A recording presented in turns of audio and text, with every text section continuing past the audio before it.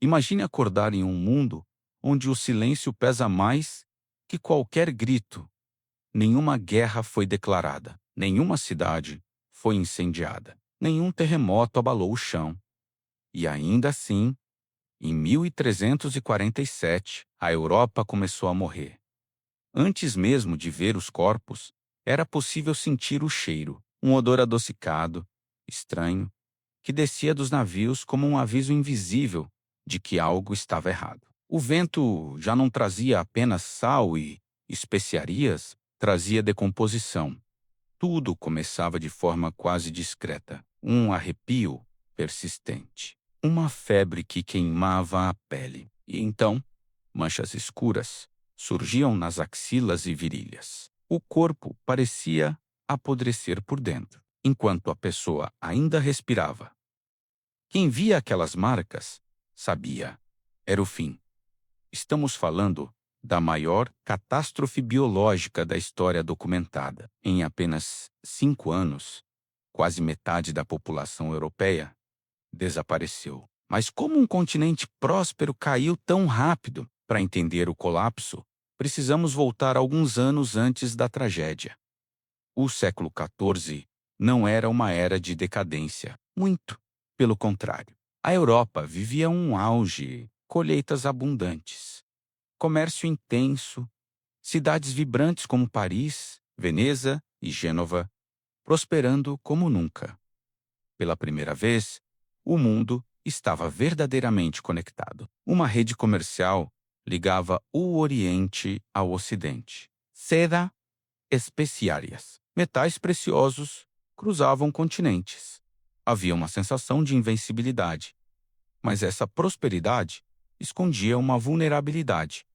As cidades eram densas, apertadas, muradas, perfeitas para o comércio e perfeitas para a propagação de doenças. As mesmas rotas que traziam riqueza também se tornariam o caminho da destruição. Inimigo não nasceu na Europa, nas vastas estepes da Ásia Central. Uma bactéria chamada Yersinia pestis vivia silenciosamente entre roedores. Mudanças climáticas forçaram esses animais a se aproximarem de áreas habitadas por humanos, e com eles vieram as pulgas.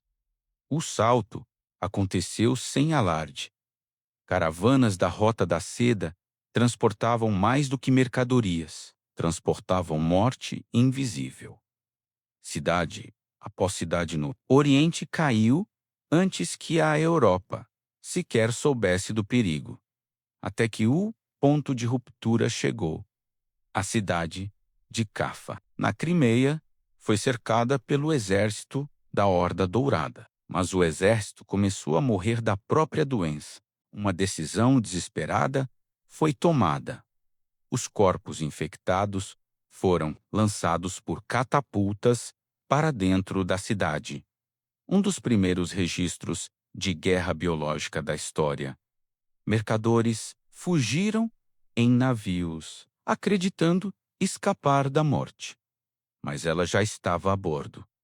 Quando essas embarcações chegaram a Messina, na Sicília, a maioria da tripulação estava morta. Ratos desceram pelas cordas de atracação. A peste negra havia oficialmente desembarcado na Europa. De Messina, espalhou-se como fogo em palha seca. Gênova, Veneza, Florença, Marselha, velocidade parecia sobrenatural. Surgiu então uma das imagens mais icônicas da história. Médicos vestindo túnicas de couro, luvas pesadas e máscaras com bicos longos, como os de pássaros, dentro do bico, ervas aromáticas. Eles acreditavam que o mau cheiro transmitia a doença. Carregavam uma vara de madeira para examinar. Pacientes, sem toca. Loss era uma medicina baseada no medo e na distância. Enquanto isso, a sociedade colapsava. O dinheiro perdeu valor. Não havia padeiros para assar pão. Não havia coveiros suficientes para enterrar os mortos. Carroças recolhiam corpos pelas ruas. Valas comuns tornaram-se parte da paisagem urbana. O escritor Giovanni Boccaccio relatou pais abandonando filhos, vizinhos evitando vizinhos. O medo matou a compaixão.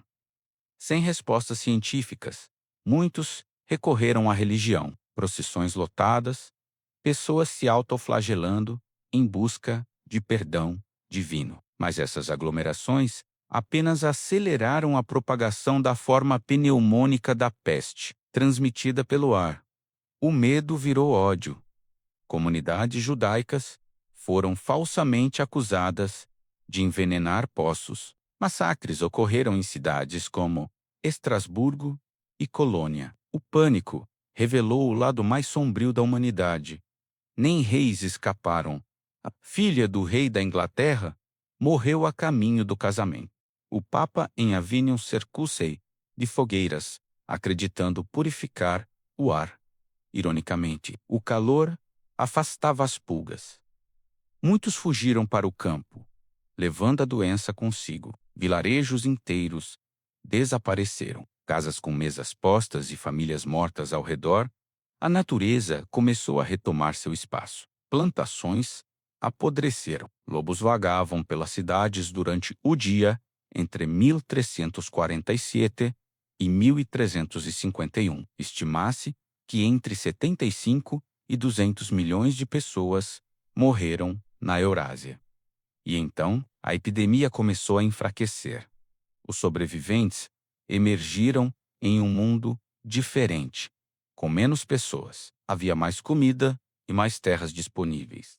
O sistema feudal começou a ruir. Senhores precisavam pagar salários. Trabalhadores perceberam seu valor. A roda da fortuna girou. Mulheres herdaram negócios e assumiram papéis antes proibidos. A arte mudou. Surgiu a dança macabra, lembrando que reis e plebeus eram iguais diante da morte. A medicina também mudou quando sangrias e orações falharam. Médicos começaram a realizar autópsias. A necessidade quebrou tabus religiosos. A medicina deixou de ser apenas filosofia e começou a se tornar ciência. E uma das maiores inovações não veio de médicos, mas de administradores. Em Ragusa, atual Dubrovnik Craiu-se, a quarentena, navios deveriam esperar isolados antes de atracar. 40 dias. O tempo tornou-se uma arma contra a morte. Veneza construiu lazaretos, hospitais em ilhas isoladas. Nasciam as primeiras políticas de saúde pública. O sistema sanitário moderno começou ali. No desespero, estudos indicam que a peste pode até ter moldado nossa genética. Somos descendentes diretos daqueles que resistiram. A peste negra nos ensinou sobre fragilidade. Um mundo conectado é poderoso menos, mas também vulnerável. Ela mostrou como o medo pode dividir, mas também como a humanidade pode se reinventar. Daquela noite escura, nasceram mudanças que moldaram o mundo moderno. A ciência ganhou força, a estrutura social mudou. A arte encontrou nova profundidade, mesmo diante do apocalipse. O amanhecer chegou, e talvez essa seja a maior lição da história. Não importa quão profunda seja a escuridão, a humanidade encontra uma forma de continuar. Se você pudesse voltar no tempo e reconstruir qualquer outro momento da história, qual escolheria? Deixe nos comentários. E se você quer continuar explorando os capítulos mais intensos do passado, inscreva-se no canal e acompanhe nossas próximas jornadas. A história ainda tem muito a revelar. Até a próxima era.